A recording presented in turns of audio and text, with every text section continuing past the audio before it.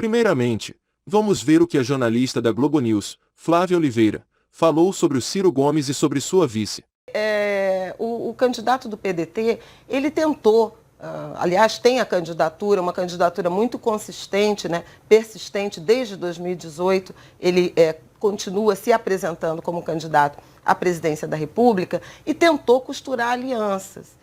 A chapa puro sangue, né, só com um pedetista, nesse momento, ela é um indicativo, sim, da dificuldade do isolamento dessa candidatura de Ciro Gomes. Como ele não foi capaz de montar esse arco de alianças que a gente viu em outros candidatos, ele acabou optando por uma mulher negra do próprio partido, do Nordeste, traz uma sobreposição, embora haja esse diálogo com a Bahia, mas Ciro, que é tão crítico, né, à agenda identitária, agora usa, assim como a vice-prefeita Ana Paula Matos usou com propriedade, a sua característica de mulher negra, de origem periférica, de baixa renda e com trabalho em assistência social. Mas o Ciro tem sido muito crítico a isso, né? E aí chamou atenção a você e também a mim, ele ter sublinhado essas características, uma vez que ele é um, digamos,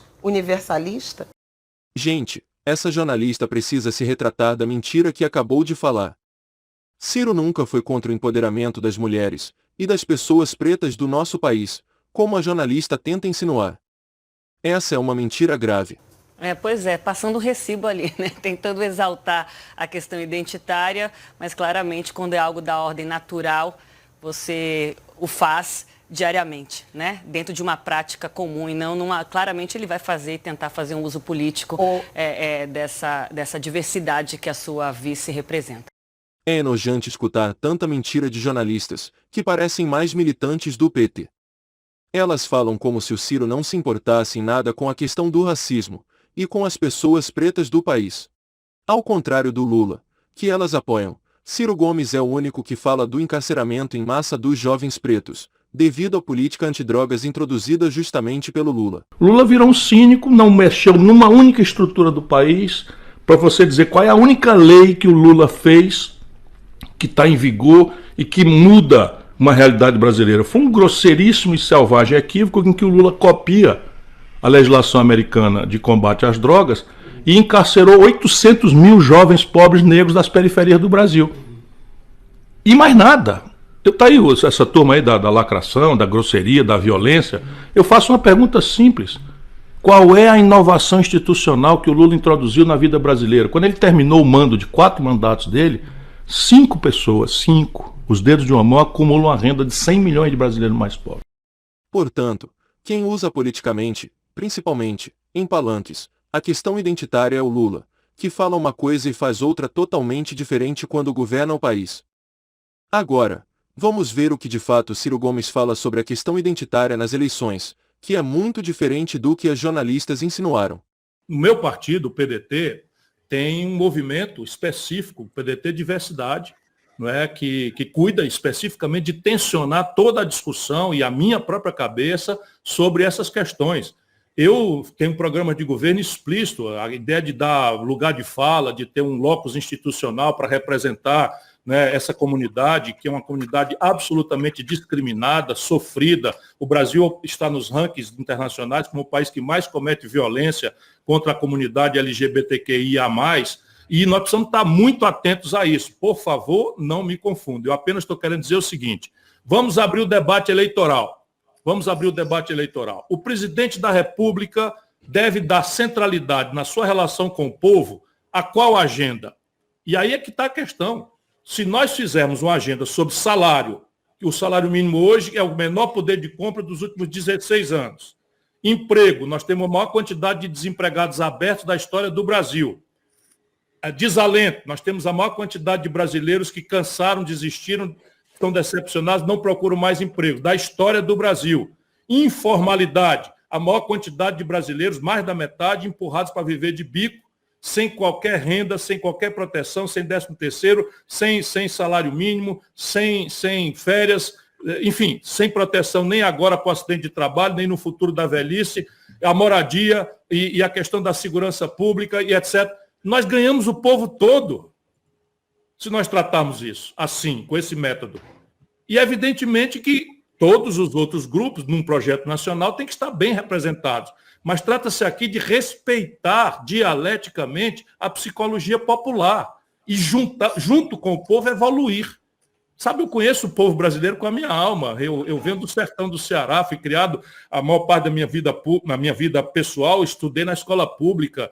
O nosso povo não é intolerante, sabe? O que é intolerante são as elites, são determinados fragmentos da sociedade, como a polícia. Isso sim é que é intolerante. E nós temos que fazer a força da lei valer para exatamente explicar isso, o respeito à diferença, a tolerância, né, o respeito à orientação sexual, à identidade de gênero, porque isto é um assunto que não vai transpor o limite de uma moral popular, que pode até não ser a mais sadia, mas, olha, um democrata não pode ir para cima do povo, por cima do povo, tem que vir com ele junto. Dito isso tudo, preciso falar que o problema da elite com Ciro Gomes não são as questões identitárias. Eles se utilizam dessas narrativas, assim como a falsa narrativa do temperamento explosivo, para esconder a verdadeira desavença. Na própria fala da jornalista da Globo News, na última entrevista que Ciro Gomes concedeu, fica explícito qual é o verdadeiro problema deles com o Ciro. A outra coisa, essa decisão de reduzir juros a partir do Banco do Brasil e da Caixa Econômica foi aplicada no governo Dilma, né? Com consequências que aí a gente vai discutir aqui. Mas não é essa a minha pergunta, não. Porque me dá é só vontade para de dizer, sublinhar. me respeite. É só para sublinhar que não é... A Dilma, sobre ser uma senhora respeitabilíssima, não cometeu nenhum crime, a Dilma foi um desastre completo. A Dilma Mas fez isso, né? Não é nada disso que eu estou propondo, não. Me dá vontade de dizer, me respeite. As pessoas querem desqualificar, mas a questão básica é o efeito cartel. Desculpa, eu conheço isso, eu já fui ministro da Fazenda, o Banco do Brasil já foi meu subordinado. O que está acontecendo no Brasil? Você pega gente do mercado, bota lá no Banco do Brasil e na Caixa Econômica, que vão fazer o serviço de cartel. Outro dia o Bolsonaro discretamente fez uma ameaça de tirar o Banco do Brasil e a Caixa Econômica da FEBRABAN. E os caras retiraram a assinatura de um manifesto, ou recolheram o manifesto. É o cartel. É o cartel. Isso é absolutamente, se você pegar, não há explicação para uma corretora como a Fininvest cobrar numa operação que eu vi, estou dizendo o nome aqui para a gente ver, 1000% de um aposentado. Isso é um cartel. 1000% de juro é usura. Na Inglaterra, que não consta ser nenhum país socialista, na Inglaterra, uma legislação que eu vou estudar no Brasil, quem me trouxe foi o Eduardo Moreira, na Inglaterra, se você paga até 2 vezes o que você já tomou emprestado, a lei determina a quitação. No Brasil, o cidadão paga 100 vezes o que pagou e ainda fica devendo outro tanto, inclusive os estados. O governo brasileiro está pagando, atualmente, 500 bilhões de reais em juros da dívida pública, que é mais do que o governo gasta com educação, saúde, programas sociais, ciência e defesa juntos. E a jornalista ainda tem a cara de pau de desdenhar da proposta de Ciro Gomes, de baixar os juros, como se fosse uma coisa ruim para o país. Acho que não preciso mais desenhar o óbvio.